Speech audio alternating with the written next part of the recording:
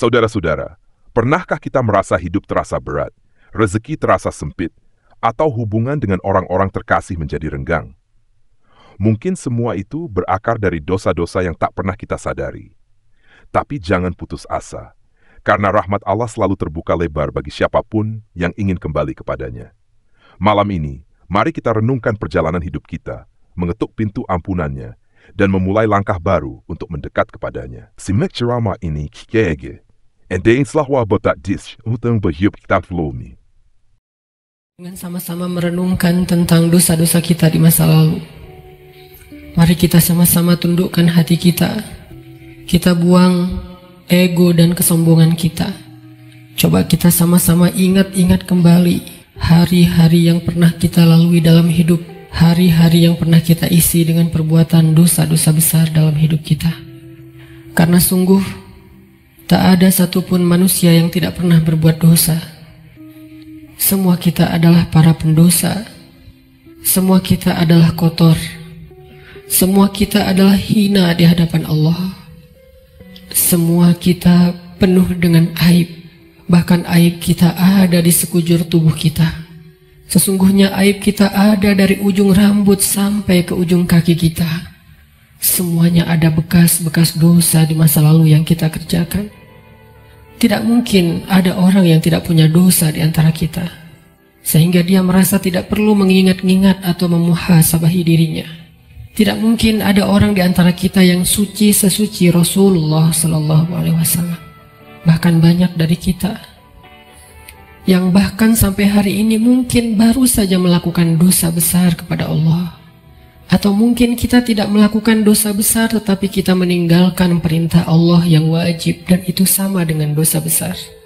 Maka teman-teman sekalian, mari sejenak kita renungkan perjalanan hidup kita. Sudah berapa tahun kita pergi dari Allah Subhanahu wa Ta'ala? Coba kita renungkan, sudah berapa tahun kita meninggalkan agama Allah Subhanahu wa Ta'ala? Sudah seberapa tahun kita menjauh dari Allah Subhanahu wa Ta'ala?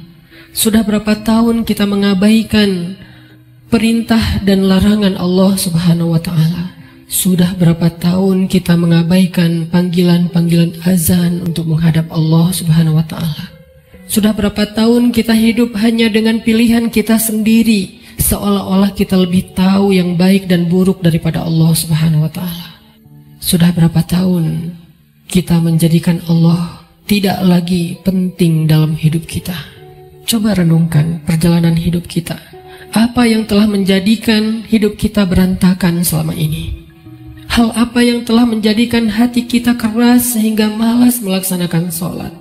Hal apa yang telah menjadikan rezeki kita sulit dan bahkan menumpuk hutang selama ini? Hal apa yang telah merusak akhlak kita sehingga kita menjadi pemarah selama ini? Hal apa yang telah menjadikan hubungan kita dengan kedua orang tua kita menjadi renggang selama ini? Tidak ada hal lain teman-teman selain dosa. Dosa satu-satunya penyebab hati kita menjadi keras. Dosa satu-satunya yang menjadikan rezeki kita sulit. Kalaupun kita mendapatkan harta, tetapi kita tidak mendapatkan bahagia. Kalaupun kita mendapatkan penghasilan yang besar, tetapi kita tidak mendapatkan keberkahan. Tidak ada yang bisa menjadikan hidup kita berantakan seperti dosa. Dosa yang telah menjadikan kita hubungan dengan orang tua menjadi renggang. Dosa yang telah merusak hubungan keluarga kita. Dosa yang telah menjauhkan kita dari orang-orang solih.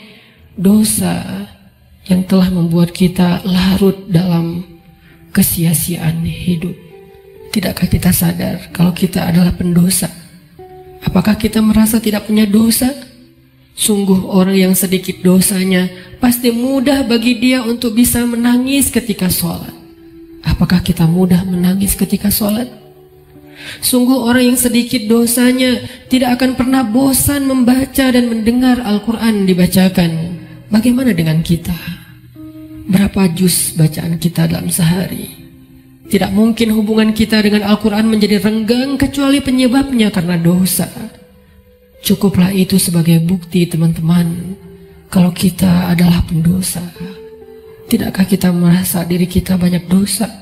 Apakah hati kita bergetar ketika nama Allah disebutkan? Itu adalah bukti kalau kita banyak dosa yang menyebabkan hati kita membatu dan mengeras. Tidakkah kita sadar kita banyak dosa, bahwa kita belum mampu benar-benar berbakti dan membalas semua jasa-jasa kedua orang tua kita? Tidak mungkin hubungan kita dengan orang tua menjadi buruk kecuali penyebabnya karena dosa. Tidakkah kita sadar kalau diri kita ini adalah pendosa? Lihatlah berapa sering kita marah dalam satu hari. Karena sesungguhnya orang yang sedikit dosanya, Allah akan kuatkan kesabarannya dan ditahan amarahnya. Maka teman-teman sekalian, jika semua yang tadi saya sebutkan terjadi dalam hidup kita, kita mudah bosan membaca Al-Quran, kita malas untuk mendirikan sholat, kita jarang ke masjid, kita tidak bisa menahan amarah kita, hubungan kita dengan orang tua tidak baik, nama Allah disebutkan hati kita tidak berasa apapun, maka cukup semua itu menjadi bukti sampai saat ini kita masih menjadi pendosa. Maka marilah teman-teman sekalian, kita akui saja dosa kita. Karena orang yang tidak mengakui dosa-dosa dan kesalahannya adalah orang sombong di hadapan Allah. Akui saja kalau kita adalah pendosa. Kita adalah pendosa yang butuh ampunan Allah. Itulah alasan kenapa kita ada di tempat ini saat ini. Kita adalah pendosa yang butuh kasih sayang dan perhatian dari Allah. Kita adalah pendosa yang mencoba untuk pulang kembali kepada Allah setelah sekian lama pergi dari Allah. Kita adalah pendosa yang takut jika suatu saat harus kembali kepada Allah, dan kita masih memikul dosa-dosa kita di punggung kita, sehingga kita mengetuk pintu rahmat Allah. Ya Rahim, bukakanlah pintu rahmat dan kasih sayangmu untuk kami. Kita mengetuk pintu ampunan Allah. Ya Ghaffar, bukakanlah pintu ampunan untuk kami para pendosa. Kami tidak sanggup pulang bertemu dengan Engkau dengan memikul dosa-dosa. Jangan biarkan lidah kami menjadi keluh di akhir hayat kami, sehingga kami tidak mampu mengatakan La ilaha illallah, tertahan oleh dosa-dosa. Jangan biarkan kubur kami menjadi sempit, meremukkan tulang belulang kami, gelap gulita, dan tidak ada penolong, tersiksa karena dosa-dosa. Jangan biarkan kami berjalan tanpa alas kaki di padang mahsyar yang panas, seorang diri tertatih beribu-ribu tahun lamanya dan tidak tahu arah kemana, karena kami harus memikul dosa-dosa. Jangan biarkan ya Allah Rasulullah SAW tidak menoleh ke arah kami di padang mahsyar karena terhalang oleh dosa-dosa. Jangan biarkan ya Allah ketika Rasulullah SAW menyambut umatnya di padang mahsyar, memberikan mereka minuman dari telaga Kausar, tersenyum ke wajah-wajah mereka, bersalaman dengan mereka, memeluk mereka dengan penuh perhatian, dan kami terhalang dari semua kebaikan itu karena dosa-dosa. Kami tidak sanggup ya Allah. Seandainya kami bertemu dengan Nabi di padang mahsyar, kami mencoba untuk tersenyum kepada beliau, sedangkan beliau memalingkan pandangannya dari kami, karena beliau tidak mengenal kami, karena wajah kami tertutup dengan dosa-dosa. Jangan biarkan ya Allah kami berjalan melintasi siratmu yang panjang, yang membentang di antara lembah-lembah neraka jahanam, sedangkan kami akan tergelincir karena berat dengan dosa-dosa. Jangan biarkan ya Allah asap, percikan, bahkan api neraka menyakiti ruas-ruas kulit kami, dan kami tidak akan tahan terhadap siksaannya ya Allah. Karena sungguh tidak ada balasan dari dosa kecuali azab darimu ya Allah. Jangan biarkan ya Allah di akhirat kelak ketika teman-teman kami, saudara kami, pasangan kami, keluarga kami, orang-orang yang kami kenal bersuka cita di dalam surgamu, mendapatkan puncaknya nikmat surga, memandang wajahmu, sedangkan kami terhalang dari semua itu oleh dosa-dosa ya Allah. Jangan biarkan lidah kami menjadi keluh dan tidak mampu menjawab pertanyaan-pertanyaan-Mu ketika Engkau menghisap kami. Engkau bertanya tentang dosa kami satu persatu. Bagaimana kami akan menjawabnya di hadapan-Mu, ya Allah? Jika Engkau bertanya satu demi satu dosa-dosa yang pernah kami kerjakan, yang kami pikir Engkau tidak tahu karena kami melakukannya diam-diam, padahal tidak ada yang tersembunyi dari pandangan-Mu. Engkau Maha mengetahui lagi Maha menyaksikan. Bagaimana kami akan menahan rasa malu di hadapan-Mu seandainya Engkau bertanya tentang aib dan rahasia-rahasia dosa yang kami sembunyikan, ya Allah? Kami tidak akan mampu, ya Allah. Maka ampunkanlah dosa kami, ya Allah.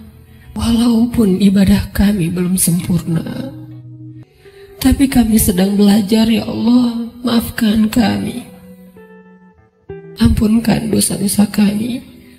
Jangan biarkan satu pun tersisa yang akan menyandung kaki kami di padang mahsyar, yang akan menggelincirkan langkah-langkah kami ketika melintasi sirat. Ampunkan, ya Allah, dosa-dosa kami. Teman-teman sekalian, dulu kita berbuat dosa siang dan malam. Kita tidak pernah merasa capek. Kita berbuat dosa-dosa besar, kita tidak pernah kehilangan akal. Kita berbuat dosa-dosa besar, kita tidak pernah mengeluh. Penuh semangat melakukan dosa. Maka ayo kita tebus. Kita tebus dosa-dosa kita di masa lalu dengan lebih semangat meminta ampun kepada Allah. Jangan mengeluh. Mari kita beristighfar kepada Allah Subhanahu wa Ta'ala. Sebagaimana dulu tidak pernah mengeluh berbuat dosa, maka sekarang jangan mengeluh untuk meminta ampun kepada Allah. Sungguh, seandainya kita meminta ampun kepada Allah dengan jujur, dengan penuh penyesalan di dalam hati kita, kita ingat setiap satu demi satu dosa yang kita kerjakan dalam setiap senandung istighfar kita. Allah berjanji, Qul ya ibadiyalladzina asrafu ala anfusihim. Katakan kepada hamba-hambaku, wahai hamba-hambaku yang melampaui batas, wahai hamba-hambaku yang dosanya tidak terhitung, wahai hamba-hambaku yang dosanya dia lakukan siang dan malam bertahun-tahun lamanya. Ya ibadi, Allah memanggil kita, teman-teman. Ya ibadi,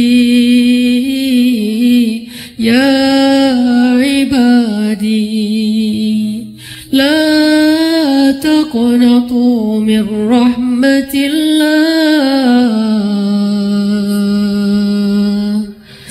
Ya ibadi,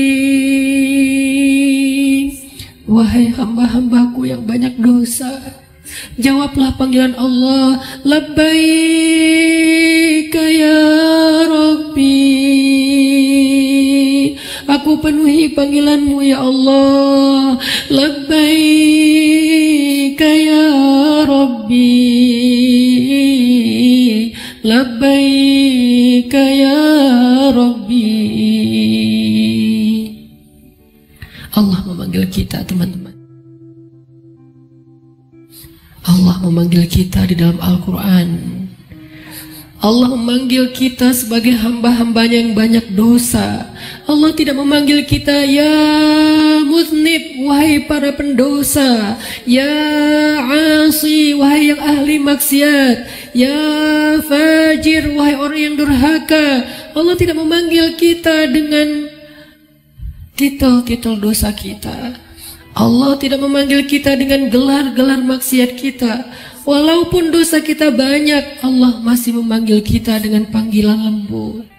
Ya ibadi,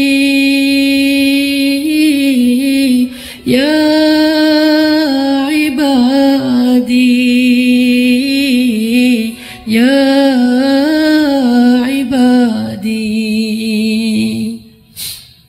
alladzina asrafu ala anfusihim la taqnatu min rahmatillah.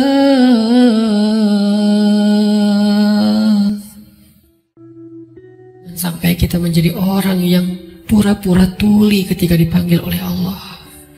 Allah yang memanggil kita.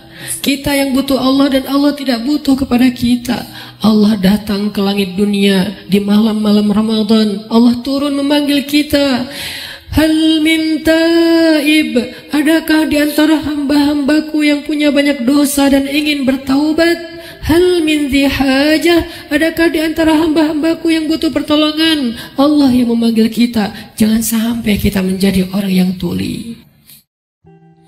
Allah memanggil kita, ya ibadi. Maka marilah kita sama-sama menjawab. Sama-sama kita menjawab panggilan Allah dengan kalimat Labbaik Rabbi, Labbaik Rabbi, Labbaik Rabbi, Labbaik, Labbaik, Labbaik. Aku penuhi panggilan-Mu ya Allah.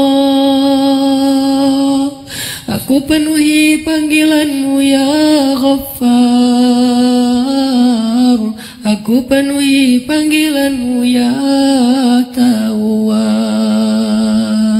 Labbaika ya Allah. Mari sama-sama teman-teman kita penuhi panggilan Allah dengan labbaika ya Rabbi. Ya ibadi, ya ibadi, ya ibadi, kullukum تخطئون وأنا أغفر الذنوب جميعا. Wahai hamba-hambaku, wahai hamba-hambaku, wahai hamba-hambaku yang banyak dosa, sesungguhnya Aku Maha mengampuni dosa-dosa semuanya.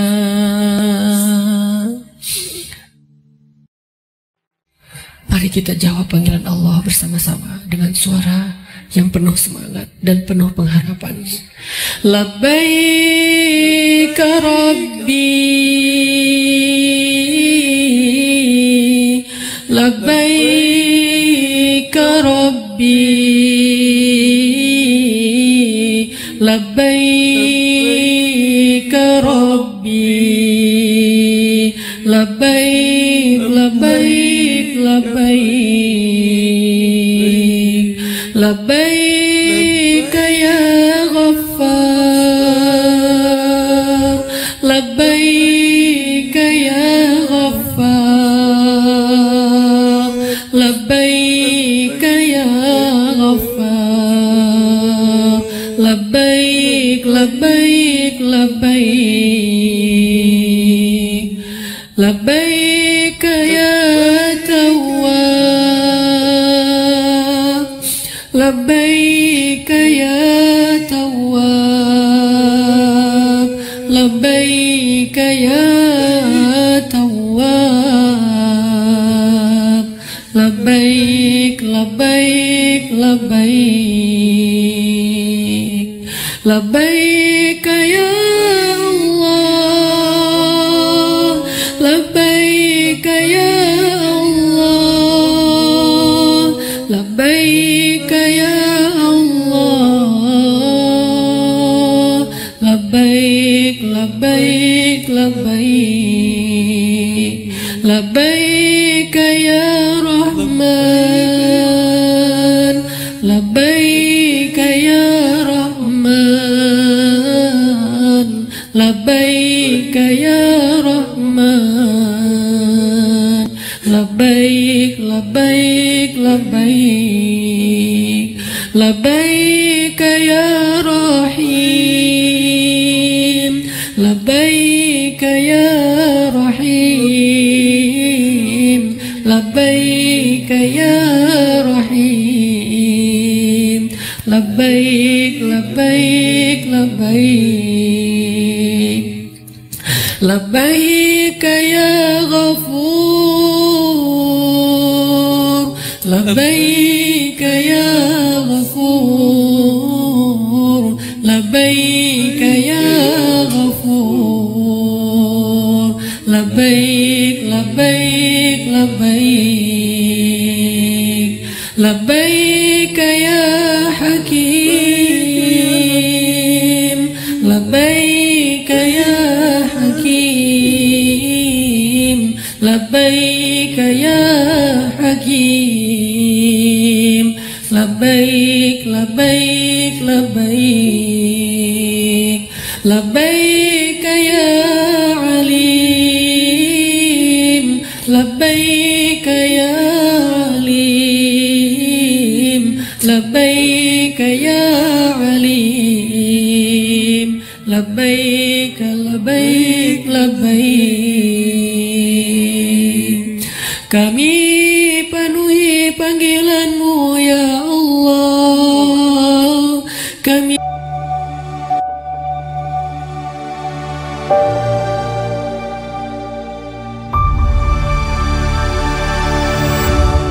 penuhi panggilan-Mu ya Rahman,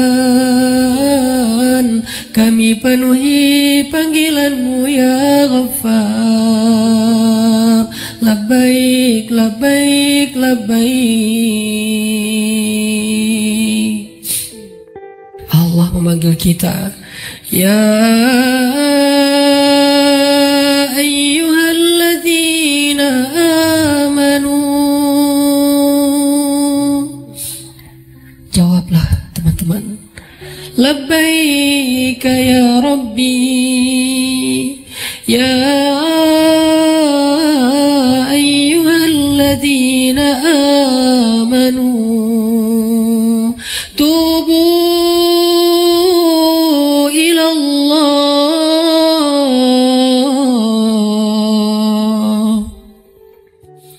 Allah memanggil kita karena Allah tahu kita banyak dosa dan Allah tidak tega untuk menyakiti kita. Allah tidak ingin menzolimi kita. Allah tidak ingin menyiksa kita. Allah tidak ingin kita masuk ke dalam nerakanya. Ketika kita banyak dosa, Allah kasihan kepada kita sehingga Allah memanggil kita, ya ibadi. Ketika kita banyak dosa, Allah memanggil kita, ya ayyuhalladzina amanu. Allah menawarkan kepada kita ampunan dosa. Allah menawarkan kepada kita agar terbebas dari api neraka. Allah berfirman, tubu ilallah, tubu ilallah,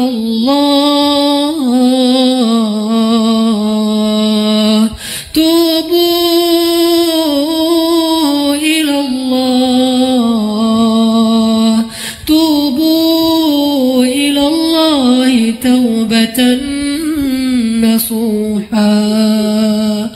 Wahai hamba-hambaku yang beriman,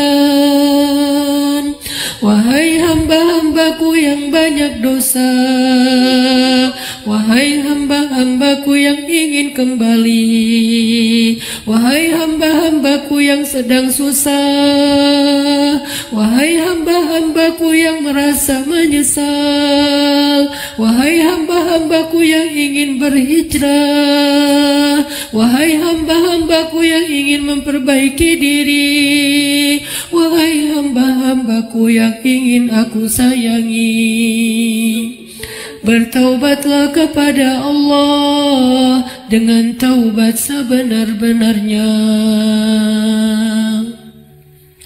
Labbaik ya Tawwab, labbaik ya Tawwab, labbaik ya Tawwab, labbaik, labbaik, labbaik.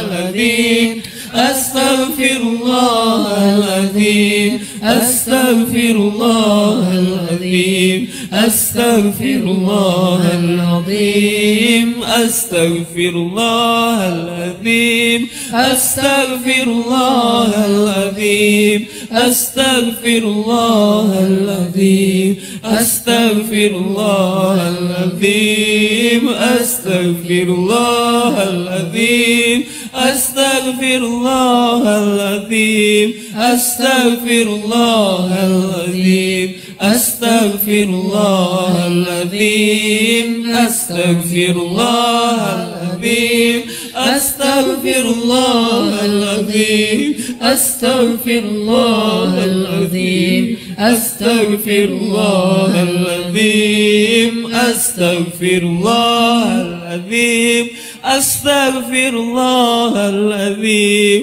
أستغفر الله العظيم أستغفر الله العظيم.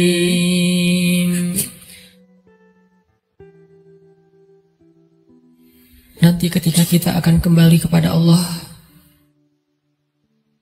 saat malaikat maut datang menjemput kita, dan sesungguhnya itu pasti terjadi. Karena kullu nafsin za'iqatul maut, semua yang hidup di muka bumi pasti akan merasakan kematian. Walaupun dia orang yang sombong, walaupun dia orang yang durhaka, walaupun dia seorang penguasa, walaupun dia orang yang bengis, walaupun dia orang yang perkasa, walaupun dia memiliki dunia dan seisinya. Fir'aun didatangi oleh kematian, Haman didatangi oleh kematian, Qarun didatangi oleh kematian, Namrud didatangi oleh kematian. Orang-orang dari suku Aus dan orang-orang dari suku-suku yang terdahulu, Ad dan Tsamud, didatangi oleh kematian.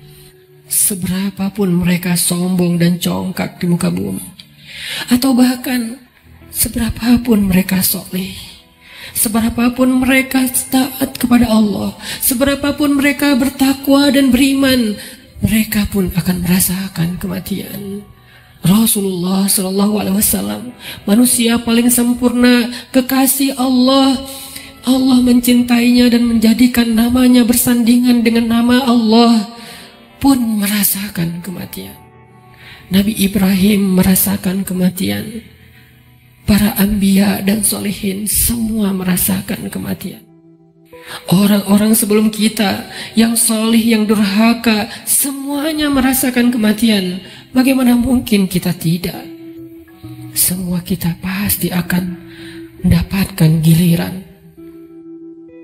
Hari ini, tahun ini, atau beberapa tahun lagi. Tapi yang pasti, hari itu akan tiba.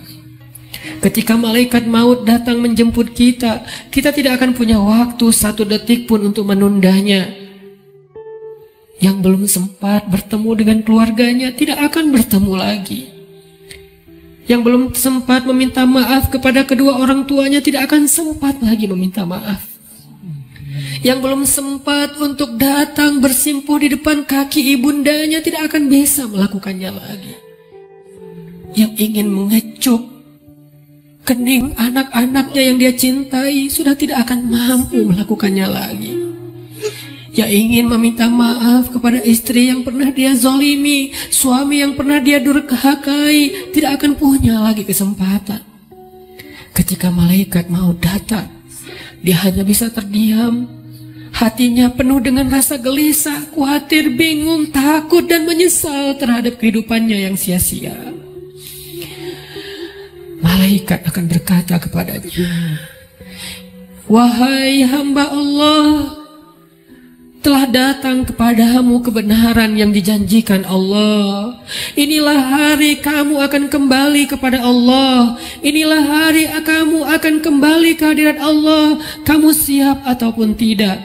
Aku telah diperintahkan dan aku tidak suka untuk mengingkari perintah Allah." Kita tidak akan bisa meminta kepada malaikat maut yang ingin meminta maaf kepada istri yang pernah dia zalimi, suami yang pernah dia durhakai, tidak akan punya lagi kesempatan. Ketika malaikat mau datang, dia hanya bisa terdiam. Hatinya penuh dengan rasa gelisah, khawatir, bingung, takut, dan menyesal terhadap kehidupannya yang sia-sia. Malaikat akan berkata kepadanya, "Wahai hamba Allah, telah datang kepadamu kebenaran yang dijanjikan Allah. Inilah hari kamu akan kembali kepada Allah. Inilah hari kamu akan kembali ke hadirat Allah. Kamu siap ataupun tidak? Aku telah diperintahkan dan aku tidak suka untuk mengingkari perintah Allah." Kita tidak akan bisa meminta kepada malaikat maut, "Wahai malaikat, berikan saya kesempatan 1 hari lagi untuk bertaubat, berikan kesempatan saya untuk sholat, berikan kesempatan saya untuk sholawat, berikan kesempatan saya untuk memperbaiki diri, meninggalkan maksiat, berikan saya 1 hari saja, wahai malaikat." Malaikat tidak diciptakan untuk mengingkari perintah Allah. Bagaimanapun kita memelas di depan malaikat, malaikat tidak akan kasihan kepada kita. Bagaimanapun kita menawarkan apa saja kepada malaikat, "Wahai malaikat, ambillah dunia dan seisinya, asal engkau berikan kepada saya nyawa sehari saja." Dunia dan seisinya tidak berharga di depan malaikat.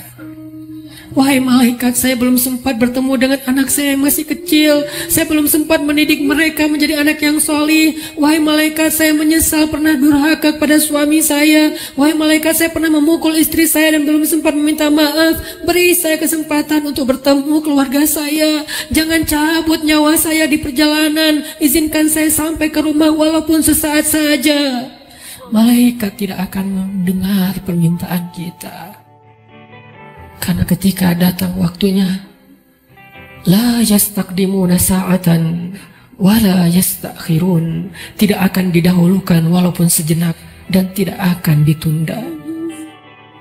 Saat itu teman-teman sekalian, kita hanya bisa diam, kita hanya bisa pasrah.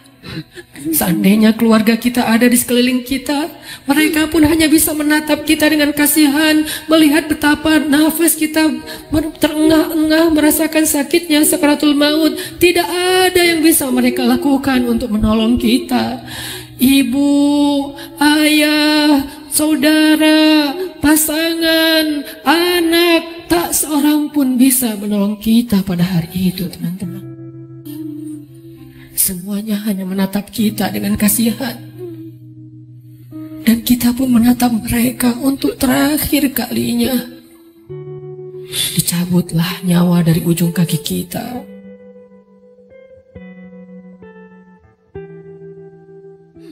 Dicabutlah nyawa sampai ke lutut kita. Rasa dingin menjalar dari ujung jari kita sampai ke lutut, disertai rasa sakit yang tidak bisa dibayangkan. Lalu menyesak sampai ke dada kita, seolah-olah kita berada di sebuah lubang yang sangat kecil, yang bahkan lebih kecil daripada lubang jarum, sehingga kita tidak punya ruang untuk bernafas. Tiba-tiba kita menjadi tersesak. Semua mata memandang kita hanya dengan kasih sayang, tapi tidak mampu menolong kita. Tiba-tiba kita tidak bisa bersuara. Tiba-tiba merasa haus, seolah-olah seandainya air lautan diberikan untuk kita minum sampai habis, bahkan tidak bisa mengobati rasa haus yang luar biasa. Saat itulah kita akan bisa melihat semua dosa yang pernah kita kerjakan dalam hidup kita. Terlintas semua perbuatan-perbuatan maksiat yang pernah kita kerjakan diam-diam atau sembunyi-sembunyi. Semuanya tampil di depan mata kita, seolah-olah semuanya menjadi ancaman bagi kita. Ya Allah, saya ingin bertaubat, tetapi kata malaikat sudah terlambat. Tidak ada lagi kesempatan bagi kamu untuk bertaubat. Dicabutlah nyawa sampai ke ujung ubun-ubun kita. Inna lillahi wa inna ilaihi raji'un. Semuanya menjadi gelap. Kita sudah meninggalkan dunia. Sekarang perjalanannya, perjalanan abadi, dan kita sendiri. Sudah tidak ada siapapun yang bisa mendampingi, tidak seorang pun yang bisa menolong kita.